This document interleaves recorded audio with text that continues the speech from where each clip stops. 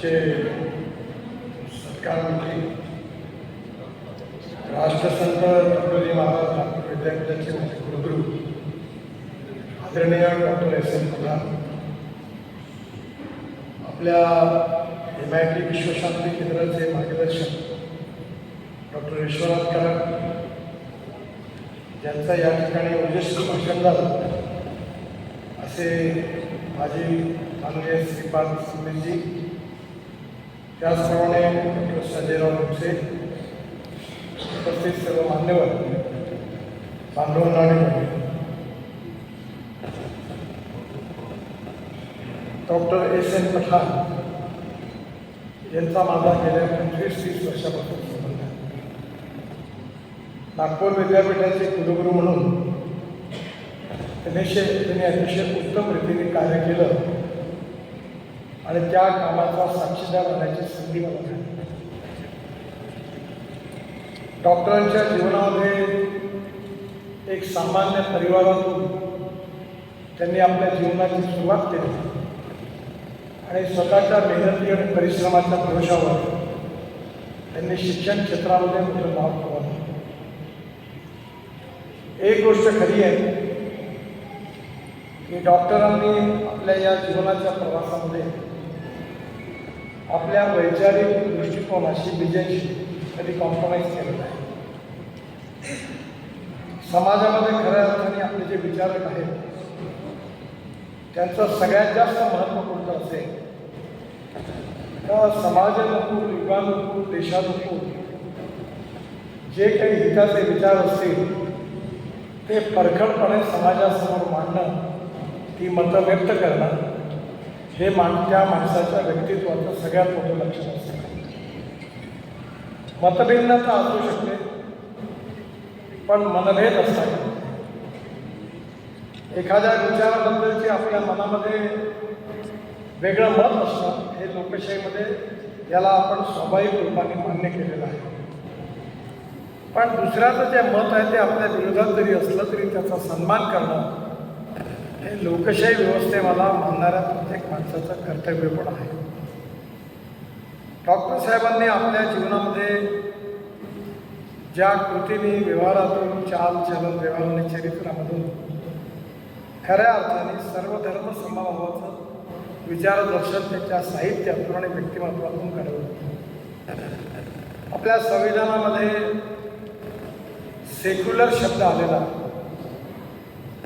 आणि या सेक्युलर शब्दाचा अर्थ बरेच लोक प्रचलित भाषेमध्ये धर्मनिरपेक्षता असं करतात, पण इंग्लिश डिक्शनरीमध्ये सेक्युलर शब्दाचा अर्थ आहे सर्व धर्म समभाव. सर्व धर्माचा, सर्व परमेश्वराचा आपण आदर आणि सन्मान केला पाहिजे, हे सर्व धर्म समभावाचं कर्तृत्व आहे. संस्कृतमध्ये एक सुभाषित आहे, आकाशात पतितम तोयम यथा गच्छति सागरम सर्वदेव नमस्कार केशवम प्रतिगच्छति. त्याचा अतिशय सुंदर मराठी अनुवाद एका मराठी कवीने केला आहे की पडे खाल तिजे नभातून पाणी जसे सागरा तेचे मिळून जाई नमस्कार कोण्याही देवास केला परी शेवटी तो पोचतो केशव. आणि खऱ्या अर्थाने ज्यांचा ज्या धर्मावर, ज्या भगवान, ज्या परमेश्वरावर विश्वास असेल त्या भक्ती मार्गातून शेवटी आपण सगळेजण अंततः एकाच ठिकाणी पोहोचणार आहोत, हा त्याचा भावार्थ आहे. स्वामी विवेकानंदांनी शिकागोच्या भाषणामध्ये जे विचार मांडले ते आपल्या सगळ्यांना अतिशय आदर्श असे. त्यांनी आपल्या भाषणामध्ये सांगितलं की माझा धर्म श्रेष्ठ आहे हे सांगण्याकरता मी या ठिकाणी आलो नाही. मी ज्या परमेश्वराला मानतो तो श्रेष्ठ आहे हे सांगण्याकरता मी आपल्याकडे आलो नाही. तर तुमचा कोणाचाही ज्या धर्मावर आणि ज्या परमेश्वरावर विश्वास असेल तो धर्म आणि तो परमेश्वर श्रेष्ठ आहे हे सांगण्याकरता मी तुमच्याकडे आलो. आणि त्यामुळे आपली भारतीय संस्कृती, इतिहास आणि विरासत ही आपल्या भारतीय समाज व्यवस्थेला मिळालेली मोठी देणगी आहे. सहिष्णुता, सौजन्यता, सहनशीलता, सौहार्द ही आपल्या संस्कृतीची विशेषता.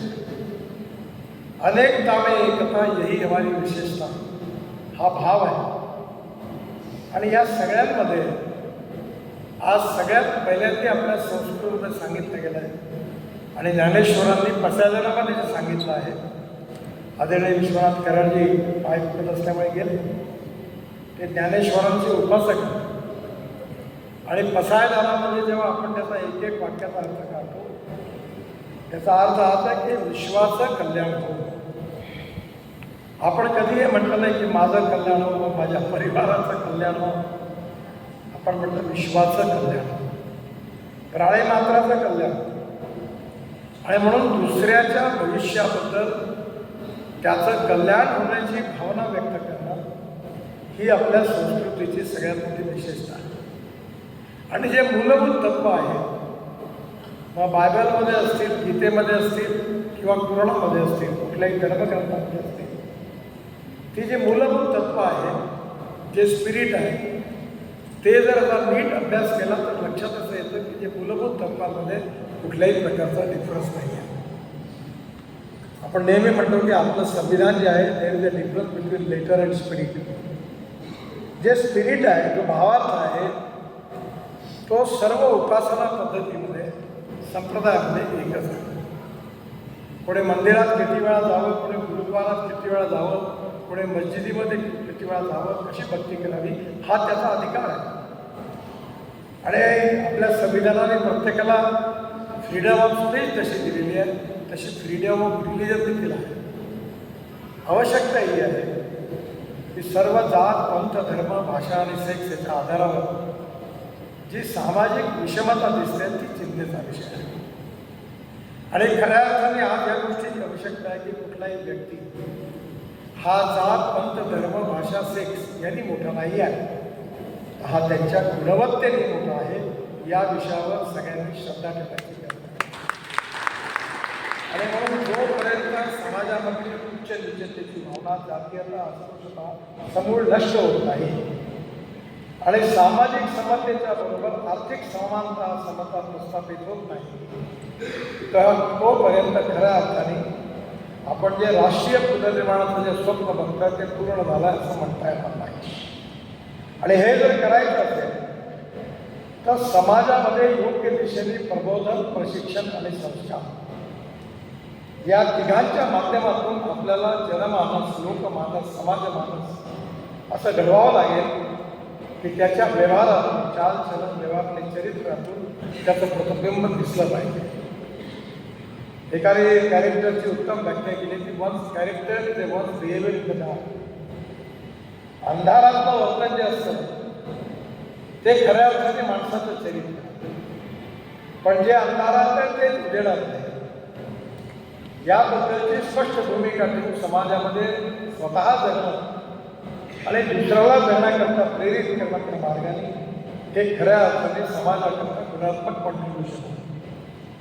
डॉक्टर पठाण यांनी त्यांना अडचणी आल्या असतील, कारण ज्यावेळी भरकटपणे आपले विचार त्यांनी मांडले त्यावेळी स्वधर्मात्मही लोकांमध्ये आणि अनेक वेळा अन्य धर्माच्या लोकांमधून टीका टिप्पणी सहन करावी लागली असेल, पण त्याची चिंता न करता ज्या विचाराशी त्यांची कटिबद्धता होती त्यांनी विविध माध्यमातून त्या विषयाबद्दल कटिबद्धता ठेवून, कमिटमेंट ठेवून त्यांनी सातत्याने त्याप्रमाणे आपलं व्यक्तिगत आचरणाने व्यवहार कसा ठेवला हे महत्त्वाचं आहे.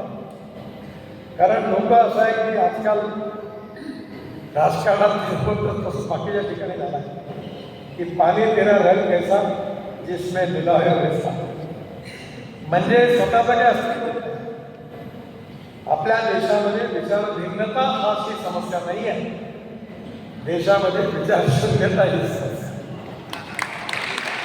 आणि